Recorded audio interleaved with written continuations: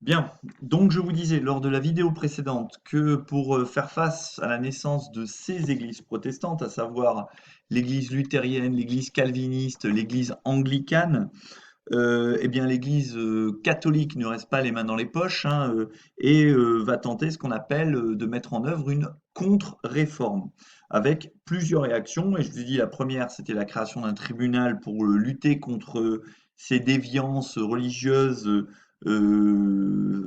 menées par ce que l'Église catholique appelle des hérétiques.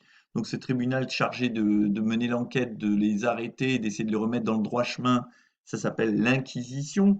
Ensuite, on crée de nouveaux ordres religieux comme les jésuites, créés par Ignace de Loyola, dans le but d'aller prêcher la religion catholique hein, et éviter donc la diffusion du protestantisme. Et la troisième mesure, donc celle sur laquelle on va travailler à travers cette vidéo et à la fin du cours, c'est la nécessité pour l'Église de se réformer. Rappelez-vous, hein, à l'origine, l'Église était victime de critiques. Certaines critiques sont légitimes, hein, le comportement dissolu pardon, des membres du clergé, la richesse du clergé, donc ces critiques sont légitimes. Et l'Église donc est consciente qu'il faut qu'elle se réforme. Et pour se réformer, eh bien, le pape va demander la réunion d'un concile, c'est-à-dire d'une assemblée d'évêques, pour discuter des questions religieuses. Alors ce concile, il va se dérouler dans la ville de Trente en Italie sur une période de 18 ans, hein, donc il va se réunir en plusieurs fois, hein, c'est pas 18 années d'affilée, et la volonté est de rétablir l'ordre dans l'Église catholique.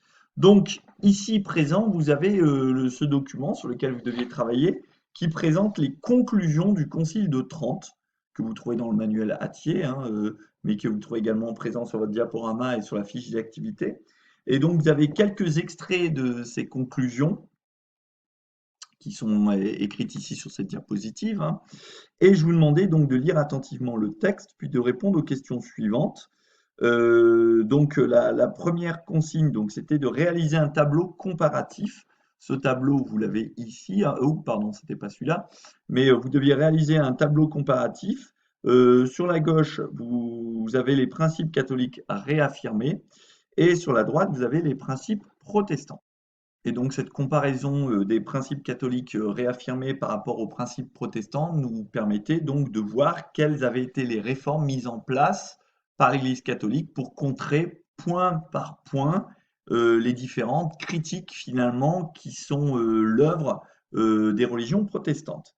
Et dans un deuxième temps, vous deviez noter ce qu'affirmaient les autres articles du Concile de Trente hein, qui ne rentraient pas dans le cadre du tableau précédent. Et donc, dans les conclusions du Concile, hein, vous pouvez voir écrit, par exemple, en petit 1, que la Vulgate, c'est-à-dire la Bible, la traduction de la Bible en latin, qu'on appelle la Vulgate, est la seule version traditionnelle de la Bible en latin que l'Église reconnaît comme authentique. Donc, vous pouvez essayer de réfléchir à quel point ce petit 1 s'oppose, à quel élément du protestantisme ce premier point s'oppose. Rappelez-vous, nous avons justement écrit quelque chose à ce propos dans la nouvelle Église protestante fondée par Luther, concernant justement la Bible. Petit 2, les œuvres, comme les dons et les pèlerinages, aident à atteindre le paradis. Donc, en quoi est-ce une réponse, ceci, à des critiques ou à des principes protestants? Petit 3, la messe doit être, c'est un ordre, célébrée par un prêtre avec la Bible en latin. Donc, encore une fois, en quoi ça s'oppose au protestantisme? Petit 4, les sacrements sont au nombre de 7. Baptême, confirmation, communion, pénitence, mariage, ordination, extrême-onction. Petit 5, on peut prier la Vierge et les saints. Petit 6, le pape est le chef suprême de l'Église chrétienne. Petit 7, le clergé doit avoir un comportement exemplaire, mener une vie simple et ne pas chercher à s'enrichir. Il doit résider près de ses fidèles. Petit 8, les clercs doivent rester célibataires. Les prêtres, petit 9, doivent recevoir une formation religieuse dans des séminaires au nombre minimum d'un par diocèse, c'est-à-dire par département religieux en quelque sorte. Le diocèse de Limoges c'est le département de la Haute-Vienne, grosso modo.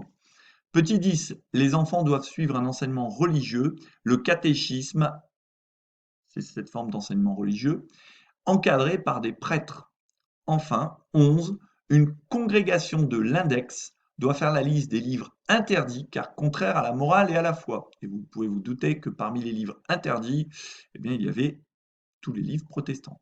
Alors, ce qu'on appelle la congrégation de l'index, hein, c'est une congrégation basée à Rome qui fait la liste donc de tous les livres qui sont interdits. Pas uniquement le protestantisme, hein, mais il y a d'autres hérésies comme les Vaudois, comme les Cathares, qui verront également leurs livres interdits ou qui ont vu leurs livres interdits dans le passé.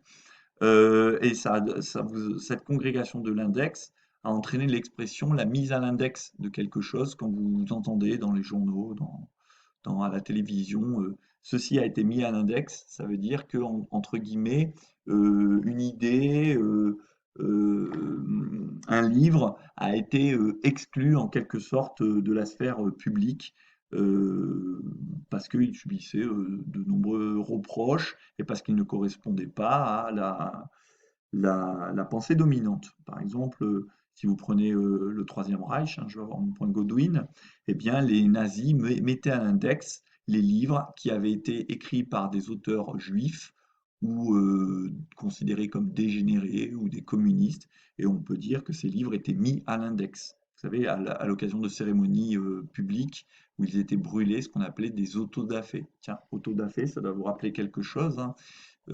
C'est une cérémonie religieuse à l'origine où on brûle des textes justement qui sont contraires à la foi. Voilà, donc vous avez ce travail à faire. Je vous avais dit de le faire pour lundi pour les secondes 1, pour mardi pour les secondes 4, mais nous allons le corriger lors de la séance prochaine. Voilà, je vous remercie, je vous souhaite une bonne journée et eh bien, un bon travail. Et on se retrouve très bientôt.